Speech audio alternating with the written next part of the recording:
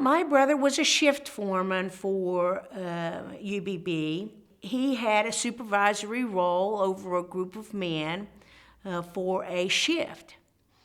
And because of my brother's mining engineering background, he had a really great understanding of what the dangers of mining were. He had a real understanding of what mining was about.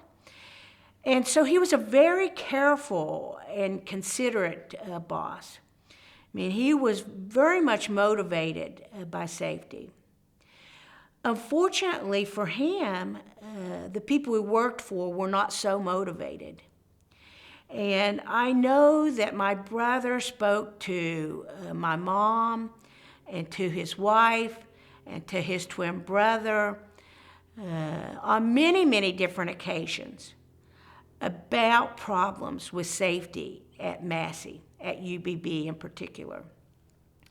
And one of the things that he complained about vigorously was that the ventilation system in the UBB mines was improperly ventilated. And he would multiple times on a shift call to the switchboard telling them that he didn't have enough air in the section that they were working. He would tell them that he needed to shut down the shift for the safety of his men. And I know that my brother's job was threatened on more than one occasion. He was told without hesitation that if he didn't get that shift running and keep that shift running, that they would find somebody who could do that for him. My brother has one son. His son has cystic fibrosis. And my brother knew that he had to maintain a job in order to maintain an insurance, in order to keep his son well and healthy.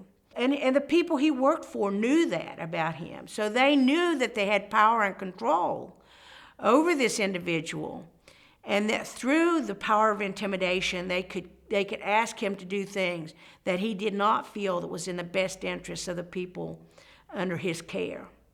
And they did at one time send him to another mines for a very short period of time, just to show him that the threat was real, that they could make it miserable for him, that they would take him away from the men that he knew, away from the mines that he knew and that he worked in. They would send him to a place that had really poor working conditions, very low coal, and they would make his life miserable. And so he knew that this life of intimidation from the people he worked for was real.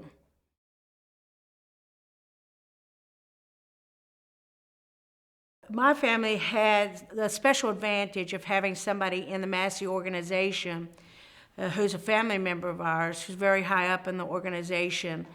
And after the disaster occurred that afternoon at around 3 o'clock, that family member came to us about 2 a.m. in the morning of the next day and told us that my brother was gone. We were all together at my mom's house. You know, we'd all gathered there. My brother, my other sister, other family members were all there. And he came to us and he told us, your brother is gone. And we grieved together at that time that my brother was gone. And we accepted that at that time. You know, he knew. I mean, he was there on site. He knew the power of that explosion, and he told us at that time that my brother was gone. And we came to an acceptance that evening that was so, or that early morning that it was so. But the next day, you know, my sister-in-law, my brother's wife, was still at the mining site. And I felt like I needed to be with her, you know, as she waited for them to get my brother. And so I went down to the mining site the next day after the disaster. I spent that evening with my family. And as I say, my brother-in-law told us that my brother was gone. But the next day, I felt like I needed to be with my sister-in-law as we waited for them to get my brother. And it was during that time that they were having these meetings, and they said to us that there were 3 men who were unaccounted for. And I was told directly by Chris Adkins that my brother was one of those 3 people that they hadn't accounted for. So I felt very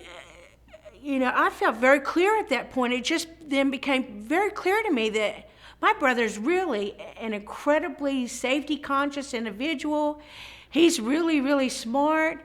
He was walking, he was finishing up his shift.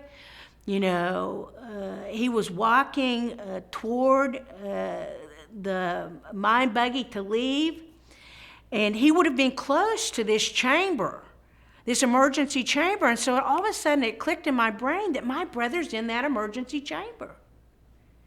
He's okay.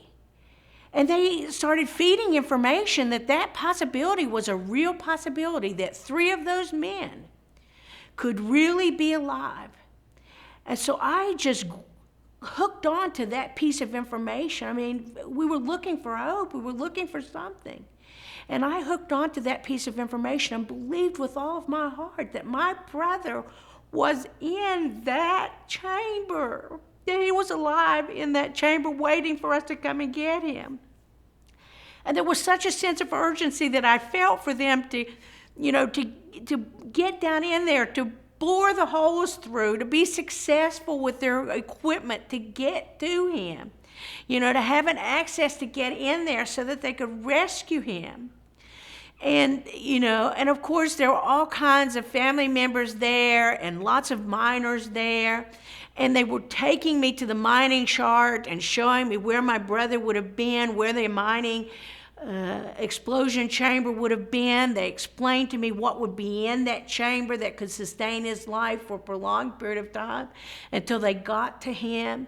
So I had this really tremendous sense that he was okay, that he would be okay. But they knew all along that explosion was so intense and so incredible that there was no way that anyone could have survived that. They knew that day one.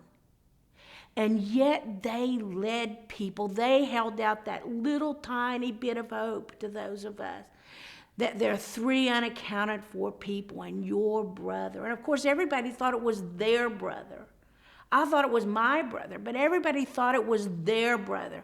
We all held on to that little shred of hope that maybe it's my brother who's in that safety chamber. It's waiting for us to rescue him. But they knew there was no hope. They knew that explosion had eradicated any form of life in that dark black hole. But they led us on. And it wasn't until that last night when Chris Adkins stood on that stage and said, all men accounted for, no survivors, that we knew that my brother was gone. We were praying, we were begging for his life, and it was only then that we knew he was gone. But they led us to believe the whole time that there was a real possibility. And my family member who told us that my brother was gone right from the get-go went in and looked at that disaster after that was all over with, and he said, that area where your brother was completely unrecognizable. Completely unrecognizable. There was no explosive there was no chamber that survived that explosion. The whole section was unrecognizable. Twisted steel. My brother's body was mangled in such a way that I did not recognize him. He was black and charred, with lime thrown on this black charred carcass. His arm was pulled from its socket. He had a compound fracture of his leg. His boots were sealed onto his feet. They couldn't cut the soles of his boots off. His head was ripped from his shoulders. He had no head. All of his entrails, his heart, his lungs, his intestines were gone because the explosive forces opened up his chest and everything was gone. Every bone in his body, when he was x-rayed by the autopsy people, showed that every single bone was crushed. That's what they gave us back. That's what they gave us back. I don't even know if it was him. There was no DNA to prove that that was my brother. No one could have known that it was their loved one that they were getting back. That's what they gave us back.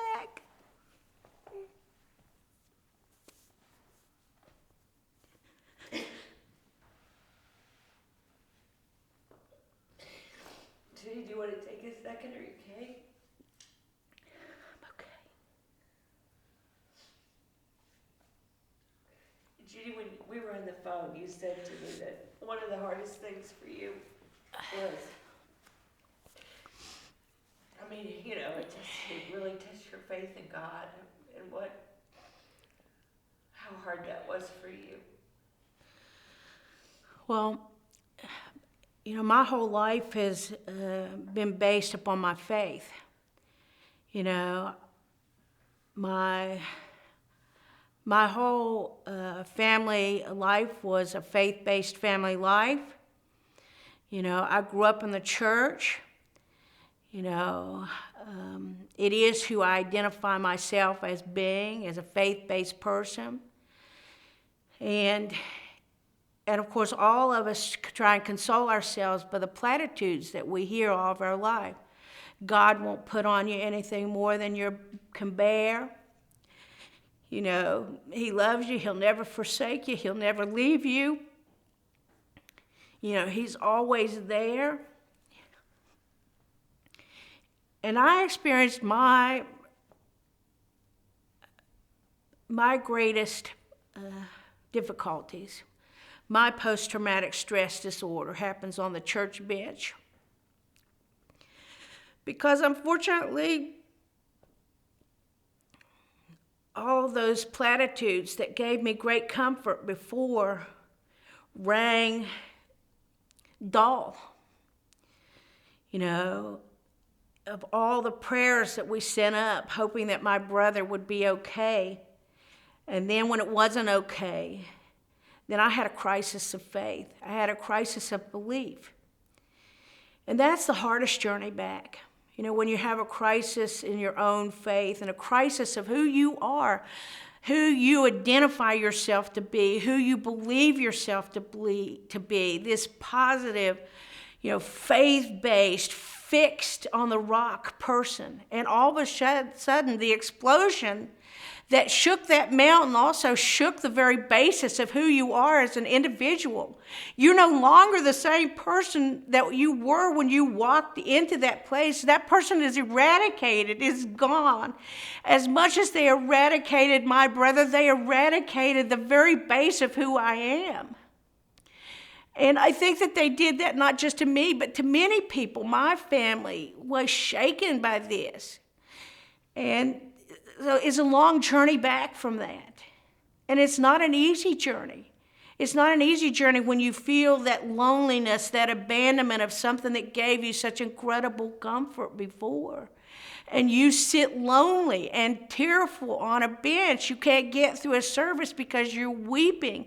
And you don't feel any comfort from what's being said to you. You can't find comfort in it.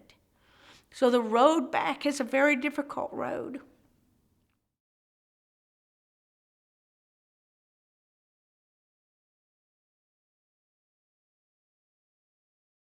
I am very much hopeful that justice will happen for all of us as families. And I think that obviously all of us are seeking what is just and right in the punishment of the people who are responsible for the murders of these 29 men. And And I call them murders because I believe that that's exactly what happened.